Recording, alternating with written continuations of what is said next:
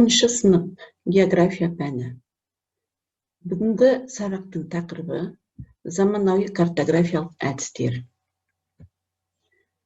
Бүгінгі сабақта тақырыпқа сәйкес картографиялық зерттеу әдістерін қолдануды оқып үйренесіңдер.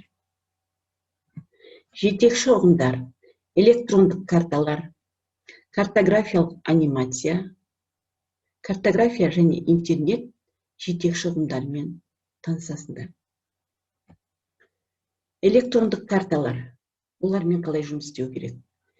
Электрондық карта түрлі деңгейдегі бағдарламалар мен техникалық құралдар көмегімен қолданыстағы шартты белгілер жүйесін тиімді пайдалану және осы кезге дейін жинақталған ақпараттарды жетілдіру арқылы жасалатын сандық карта. Электрондық карталар жүйесі мазмұнда жергілікті жердің картасы, шартты белгілер жүйесі, әуе ғарыштық түсірілімдер, анықтамалық мәтіндік аудио-видео ақпараттар тіркеледі.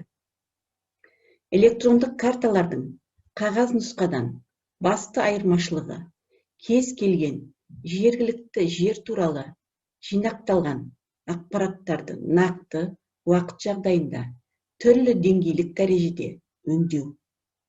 Кейбір ақпараттарға жаңа өзгертулер енгізу. Олар туралы анықтамалық мәліметтер алу.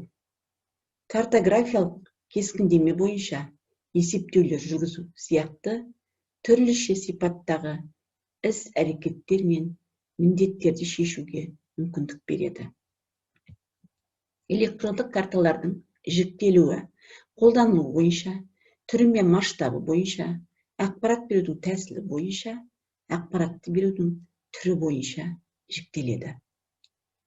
Бірінші, жергілікті жердің жедел ақпараттарын бейнелеу мен үлгілеу үшін, яғни мұнда қолданылатын картаның түрі қалалардың электрондық планы, масштабы картаның 10 мыңдық және 25 мыңдық. Екі өлшемді үлгілері бойынша ақпарат береді және ақпарат берудің түрі бойынша векторлық, растрлық. Екінші, жергілікті жер жағдайын топтық және жеке дара экран алдында бейнелеу үшін.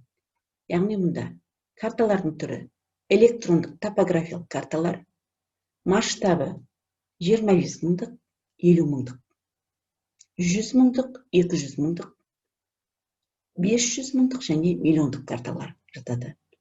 Электрондық әуе карталарының түрі, яғни масштабы бұл карталардың 500 мыңдық, миллиондық, 2 миллиондық, 4 миллиондық. Ақпарат беру тәсілі бойынша 3 өлшемді үлгілер бойынша, 4 өлшемді үлгілер бойынша ақпарат береді. Енді векторлық бейнелер. Векторлық бейнелер математикалық формулалармен сипатталып, түрлі геометриялық бейнелер, нүкте, сызық және көп бұрыштар көмегімен салынатын бейнелер жиынтығынан құралады. Сызықтар пішіні, жуандығы, түсі және типі бойынша тұтас немесе үзік сызықтар болып ажыратылады. Яғни векторлық бейнелер нүкте, сызық, көп бұрыштар арқылы геометриялық бейнелер пішінінде, яғни осы арқылы жиынтығынан құралады екен. Растрлық бейнелер. Растрлық бейнелерді түрлі түсті жекелеген нүктелердің жиынтығынан тұратын бейнелер болып табылады. Растрлық бейнелер мультимедиалық және графикалық өнімдерді жасап шығару үшін жиі қолданылады. Яғни түрлі түсті түске байланысты бейнелер болып табылады, растрлық бейнелер. Бұл растрлық бейнелерді арқылы мультимедиалық графикалық өнімдерді жасап шығаруға пайдаланылып отырылады екен. Картографиялық анимация екен келесі. Картографиялық анимация деген не? Қалай жасалады? Картографиялық жүйедегі түрлі өзгерістерді түсінуге қажетті жағдай жасап отырған әдістің бірі картографиялық анимация. Ол белсенді қозғалмалы карта, кадрлардың белгілі бір ретпен айналысқа түсіп, түрлі құбылыстардың ерекше қозғалыстарын сезіне алуға мүмкіндік береді. Бүгінгі таңда картографиялық анимацияның алуан түрлі варианттары мен комбинацияларын қамтамасыз ететін модульдар жиынтығынан құралған арнаулы компьютерлік бағдарламалар топтамасы жасалған. Осы бағдарламалар көмегімен экран бойымен карталарды қозғалту, мультипликациялық реті бойынша карта кадрларды немесе үш өлшемді бейнелерді ауыстыру, карта бетімен оның мазмұндағы жекелеген элементтерді қозғалту сияқты әрекеттерді жүзеге асыруға болады. Яғни картографиялық анимация бойынша бұл қозғалмалы карталар екен. Қозғалмалы карталар нысандарды, осы қозғалмалы карталарды экран бойымен қозғалту арқылы үш өлшемді бейнелерді ауыстыру, жаңағы жекелеген элементтерді қозғалту арқылы жүзеге асыруға болады екен. Картография және интернет. Қазіргі заманда географиялық ақпараттық жүйелер базасы мен интернет, теледидар, телекоммуникация негізінде географиялық ақпараттар жүйесінің жаңа түрлері қалыптасуда. Мұнда ғаламдық геоақпараттық жүйелер, жоғарыда аталған жүйелер мен интернет бірге отырып, бір тұтас телекоммуникациялық ғаламдық географиялық ақпараттар жүйесі қалыптасуда. Олардың тұтынушылар саны дүние жүзі бойынша бірнеше ондаған миллионнан асып отыр. Географиялық ақпараттық жүйелер GPS, интернет, интранет жүйелерінің мүмкіндіктері тұтаса отырып, жаңа технологиялық сипаттағы өте қуатты ақпараттық кеңістік кешенін қалыптастырып, түрлі каналдар мен олардың қызмет аясын кеңейтіп отырады екен. Енді электрондық карталар, картографиялық анимациялар туралы түсініктерді мына видео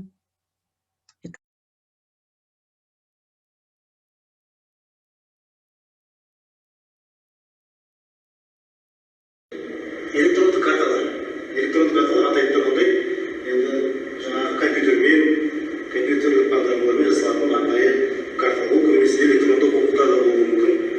Бұл электрондық карталар түрлі болуы мүмкін.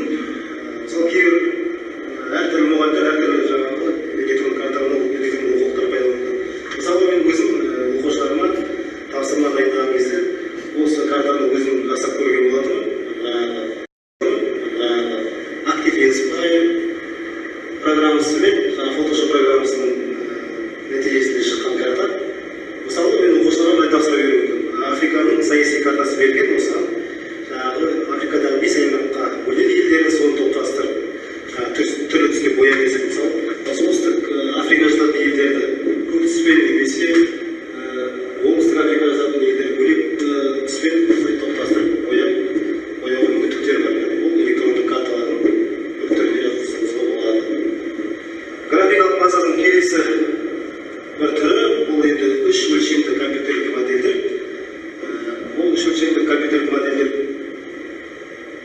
әртүрлі болуы мүмкін. Мысалы, мына суретте бұл енді бедерлі карта, арнайы глобус, бұл енді компьютермен жасалған, арнайы адам қолмен ұстап көре алады. Мысалы, Гималайдың қаншалықты биік жатқанын, ұстап жүргенін қаншалықты биіктен алсаңда, бұл бедерлі карта береді. Ал келесі бір суретті қарайтын болсақ, бұл арнайы компьютер бағдарламамен жасалған үш форматтағы графика. Мысалы, бұны біз жаңа атаудың.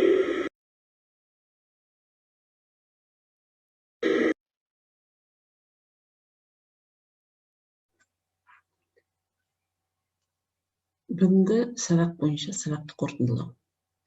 Заманауи картографиялық әдістерді, барлық озық технология мен тенденцияларды тиімді пайдалану нәтижелері 21 ғасырда география мен картографияның бір тұтас жүйеге кірігуіне мүмкіндік береді. Сондай-ақ кез келген өте үлкен ауқымдағы кеңістік ақпараттарды ең жаңа технология көмегімен жедел әрі шынайы өңдеуге барлық жағдай жасалады. Оқушылар, сендер бүгін электрондық карталармен жұмыс қалай жасау керек, картографиялық анимация, интернет ұғымдармен, картография ұғымдармен таныстыңдар.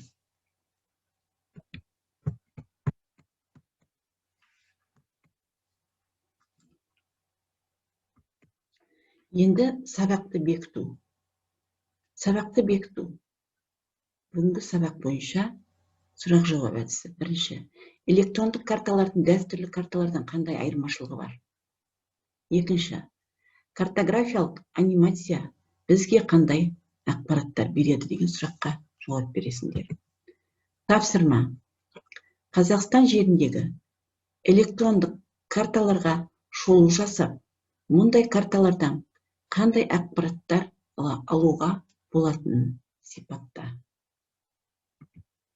Енді осы бүгінгі өткен сабақ бойынша кері байланыс жасалады. Рефлекторлық экран деп аталады. Менде бәрі сәтті шықты. Мен үйрендім. Бәрінен маған ұнағаны, бәрінен маған қиын болғаны. Сабақ осымен бүгінгі сабағымыз аяқталды.